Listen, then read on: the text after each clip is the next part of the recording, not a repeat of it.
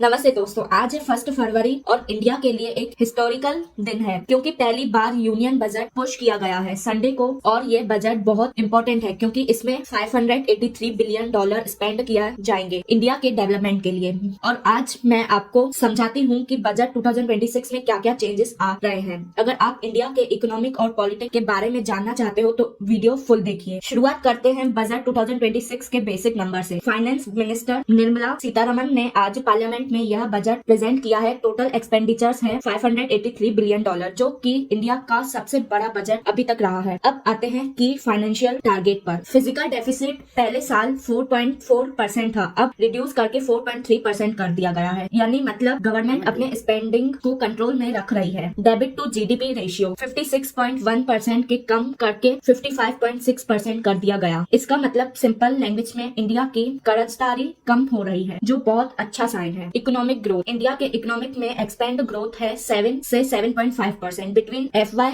26 और 27। तो despite global changes India अलग ही ग्रोथ कर रहा है। एक और इम्पोर्टेंट बात, ये पहली बार है जब बजट संडे को प्रेजेंट हुआ है। इसमें क्या स्पेशल है? इसका रीजन ये है कि 2017 से ट्रेडिशनल शुरू हुआ था कि बजट 1 फरवरी को ही प्रेजेंट होता है और यह साल 1 फरवरी संडे को पड़ गया, तो इस हिस्टोरिकल मोमेंट बन गया। अब बात करते हैं इंफ्रास्ट्रक्चर के बारे में, जो यह बजट का सबसे बड़ा फोकस है। रेलवे के लिए ह्यूजल ओकेशन रेलवे को दिया गया है। 2,77,830 करोड़ कैपिटल एक्सपेंडिचर के लिए पिछले साल 2,000 करोड़ था, तो यह 10.25% की इंक्रीज है। यह रेलवे का सबसे हाईएस्ट एलोकेशन अभी तक। इस पैसे से क्या बनाएंगी? नए railway lines, locomotive, wagons, coaches, सब कुछ बनाएंगी। मतलब अब नोटिस करेंगे कि नेक्स्ट फ्यू इयर्स में रेलवे इंफ्रास्ट्रक्चर में मैसिव चेंजेस आएगा। एक्स्ट्रा बजट रिसोर्सेज से रेलवे को 15,000 करोड़ और मिलेगा, तो टोटल कंसीडर करो तो यह बहुत बड़ी इन्वेस्टमेंट है। टेलीकॉम सेक्टर का रिवॉल्यूशन, टेलीकॉम मिनिस्टर को एलोकेशन दिया गया 73,990 करोड़। यह रिसीव्ड एस्टिमेट से 40% ज्यादा है। पिछले साल 53,000 करोड़ था, तो यह एक बड़ा जंप का साइन है। यह पैसा किससे लिया? भारत नेट एक्सपेंशन, BSNL को कैपिटल देना, स्पेक्ट्रम के लिए नेटवर्क रोल आउट। बेसिकली पूरे इंडिया में ब्रॉडबैंड और टेलीकॉम कनेक्टिविटी इंप्रूव होगी। टेलीकॉम मिनिस्टर ज्योतिरादित्य सिंधिया ने खुद कहा कि यह 40% इंक्रीज डायरेक्टली BSNL को स्ट्रेंथिंग करने के लिए है। मतलब 5G और fast network services expansion coming soon. Manufacturing के लिए बजट 2026 काफी रेवोल्यूशनरी है। आजकल इंडिया की GDP में मैन्युफैक्चरिंग का कंट्रीब्यूशन सिर्फ 20% है। गवर्नमेंट का गोल है इससे 25% तक ले जाना। क्यों? क्योंकि इसमें एम्प्लॉयमेंट बढ़ेगा और इंडिया का ग्लोबल पोजीशन स्ट्रांग होगा। इस बजट में कौन कौन से सेक्टर को फोर्स दिया गया? टेक्सटाइल, इंडिया टेक्सटाइल को वर्ल्ड क्लास बनाना है। सेमीकंडक्टर्स, इंडिया के पास अलग से सेमीकंडक्टर्स इंडस्ट्री नहीं है, अभी यह बजट में पुश है। Rare earth mining, critical minerals को की फ्यूचर के लिए बहुत इंपॉर्टेंट है। इंफ्रास्ट्रक्चर प्रोडक्शन लिंक्ड इंसेंटिव और इंफ्रास्ट्रक्चर डेवलपमेंट। MSME सेक्टर, छोटा और मीडियम बिजनेस को स्पेशल सपोर्ट। गवर्नमेंट का विजन क्लियर है, मेक इन इंडिया को स्ट्रेंथ करना और ग्लोबल सप्लाई चेंज में इंडिया का रोल इंक्रीज करना। मतलब ज्यादा made in India products export होने चाहिए। अब फार्मर्स के लिए क्या स्पेशल है ये बजट में? Life stock sector, government life stock sector में एंटरप्रेन्योरशिप को प्रमोट कर रही है। मतलब फार्मर्स अपने फार्म्स के लाइफ स्टॉक बिजनेस शुरू कर सकते हैं। इससे फार्मिंग डिवर्सिफाइड होगी। कोकोनट प्रमोशन स्कीम, यह स्कीम लॉन्च हुआ कोकोनट प्रोडक्शन बूस्ट करने के लिए। इसमें 3 करोड़ लोग बेनिफिट हैं,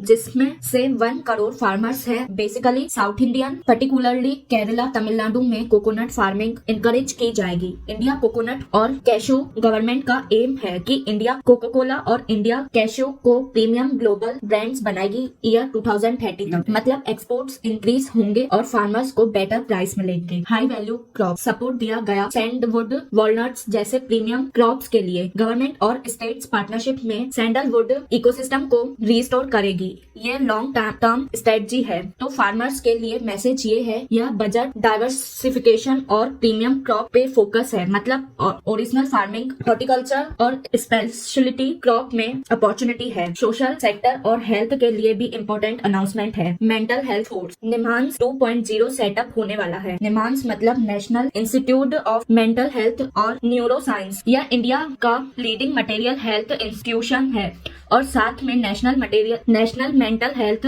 इंस्टीट्यूशन को अपग्रेड किया जाएगा रांची और तेजपुर में। Why mental health? क्योंकि पोस्ट पेंडेमिक और करंट इकोनॉमी स्ट्रेस के वजह से मेंटल हेल्थ केसेस बढ़ते जा रहे हैं। गवर्नमेंट यह रिकॉग्नाइज कर रही है। इस बजट एलोकेशन से मेंटल हेल्थ सर्विसेज एक्सेसिबल होगी ज्यादा लोग के लिए, पर्टिकुलरली रूरल एरिया में जहां मेंटल हेल्थ सर्विसेज बिल्कुल नहीं है, वहां एक्सपेंशन होगा। अब बात करते हैं टैक्स चार्जेस और मार्केट रिफॉर्म्स के बारे में जो इन्वेस्टर्स और ट्रेडर्स को इफेक्ट करता है। Equity transaction taxes increases. कुछ इक्विटी ट्रांजैक्शन पे टैक्सेस बढ़ाए गए हैं। गवर्नमेंट रिलेट इन्वेस्टर्स के स्पेकुलेटर ट्रेडिंग को कड़क करना चाहता है। क्या मतलब है? मतलब जो स्टॉक मार्केट में सिर्फ क्विक प्रॉफिट के लिए शॉर्ट टर्म ट्रेडिंग करते हैं, उन्हें ज्यादा टैक्स पे करना पड़ेगा। यह लॉन्ग टर्म इन्वेस्टर को डिस्करेज नहीं करता, सिर्फ गैम्बलिंग जैसा ट्रेडिंग को। Tax framework philosophy. बजट में क्लियर मैसेज है, इनकम टैक्स रेट पे कट्स नहीं, लेकिन कंप्लायंस करना इजी होगा। चाहे ट्रस्ट बेस्ड टैक्स सिस्टम बनाया जाएगा। ग्लोबल कम्पेटिटिवनेस। टैक्स सिस्टम को मॉडर्नाइज किया जाएगा ताकि इंडिया ग्लोबली कम्पेटिटिव रहे। इंडिया को एफडीआई को फॉरेन इन्वेस्टमेंट के लिए अट्रैक्टिव बनाया है। बेसिकली बजट में मैसेज ये है, हम आपको टैक्स कट्स नहीं दे रहे, पर टैक्स सिस्टम को सिंपल और ट्रांसपेरेंट बनाते जा रहे हैं। बजट को समझने के लिए ग्लोबल कॉन्टेक्स्ट समझना जरूरी है। US tariff force. US president Donald Trump ने इंडिया पर 50% टैरिफ लगा दिया रशियन ऑयल इंपोर्ट पर। इसका मतलब सिंपल, इंडिया पर सेक्शंस जैसा इफेक्ट हो रहा है। तो यह बजट इसका काउंटर बैलेंस करना ट्राई कर रहे हैं। इंफ्रास्ट्रक्चर और मैन्युफैक्चरिंग में फोर्स करके इंडिया अपनी सेल्फ रिलायंस बढ़ाना चाहती है। India UAE trade deal. Positive news ये है कि इंडिया और यूरोपियन यूनियन के बीच ट्रेड एग्रीमेंट एडवांस हो रही है, उससे एक्सपोर्ट में अपॉर्चुनिटी बढ़ेगा। रुपए वीकनेस। रुपए ऑल टाइम लो पे गया है रिसेंटली। क्योंकि फॉरेन इन्वेस्टर्स ने 22 बिलियन का अमाउंट इंडिया स्टॉक से निकाल लिया। तो यह बजट इंफ्रास्ट्रक्चर और डोमेस्टिक ग्रोथ पर फोर्स कर रहा है ताकि इंडिया असेट्स अट्रैक्टिव रहे और फॉरेन इन्वेस्टर वापस आए। Global supply chain. India globally important हो गया है यूएस चाइना ट्रेड वॉर के कारण। तो बजट में मैन्युफैक्चरिंग और एक्सपोर्ट बेस स्ट्रेंथ करने की स्ट्रेटजी है। तो ओवरऑल में यह बजट काफी स्ट्रेटेजिक है। अब एक technical but important part, government कैसे इस बजट को फाइनेंस करेगा। Recorded bond issues. Government 17.2 trillion worth bonds issue करने वाले हैं। यह रिकॉर्ड्स हाई हैं। कंसेंसस एस्टिमेट 16.5 ट्रिलियन था, पर गवर्नमेंट ने ज्यादा डिसीजन किया। इसका मतलब गवर्नमेंट को ज्यादा बोरिंग करना पड़ेगा। तो फाइनेंस करने के लिए when market reopen bond yields increase होने के चांसेस हैं। Focus on capex. Budget primarily capital expenditure पर फोकस है। इसका मतलब गवर्नमेंट करंट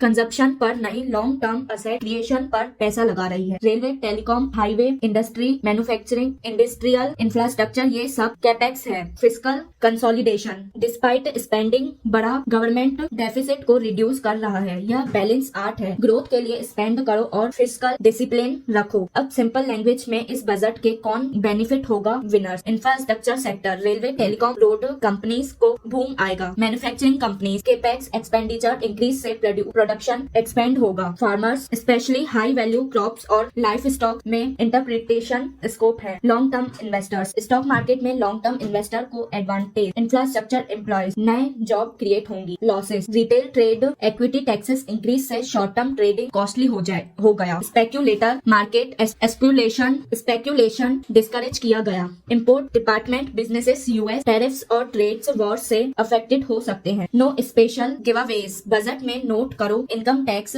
कट नहीं दिया है जैसे पिछले साल। यह प्रैक्टिकल और long term growth focused budget है, पॉपुलिस्ट नहीं। चलिए मैं अब आपको शॉर्ट में समराइज कर देती हूँ। फर्स्ट, विकसित भारत 2047। यह बजट लॉन्ग टर्म विजन रहता है। ईयर 2047 तक इंडिया को डेवलप्ड कंट्री बनाने के लिए इसका मतलब इंफ्रास्ट्रक्चर और मैन्युफैक्चरिंग में massive investment. Second, manufacturing push make in India को स्ट्रेंथन करना। सेमीकंडक्टर्स, टेक्सटाइल, माइनिंग सब सेक्टर में growth expected. Third, fiscal despite high spending deficit reduce किया। इसका मतलब government long term sustainability care कर रहा है। फोर्थ, ग्लोबल चेंजेस हैंडल करना। US tariffs, rupees weakness, trade war, इन सब के बदला बजट स्ट्रेटजी बनाया गया। Fourth, infrastructure revolution, railway, telecom, highway infrastructure में अनप्रेसिडेंटेड इन्वेस्टमेंट। ओवरऑल असेसमेंट, यह नो फायरवर्क बजट है, बॉम्बास्टिक अनाउंसमेंट नहीं, पर सॉलिड फंडामेंटल पर फोकस। यह ग्रोथ फोकस्ड, स्टेबिलिटी कॉन्शियस और प्रैग्मेटिक बजट है। तो दोस्तों यह था इंडिया बजट 2026 के बारे में डिटेल एक्सप्लेनेशन। इन्फॉर्मेशन। अगर यह वीडियो आपको हेल्पफुल लगा तो प्लीज लाइक करो, कमेंट सेक्शन में अपने थॉट्स शेयर करो और चैनल को सब्सक्राइब करो फ्यूचर अपडेट्स के लिए। अगर बजट के किसी स्पेसिफिक सेक्टर के बारे में मोर डिटेल्स चाहिए, मैन्युफैक्चरिंग, रेलवे, एग्रीकल्चर, हेल्थ, तो कमेंट में बताओ और मैं नेक्स्ट वीडियो में डिटेल में समझा दूंगी। अभी के लिए यही दोस्तों, थैंक यू फॉर वॉचिंग और मिलते हैं नेक्स्ट वीडियो में।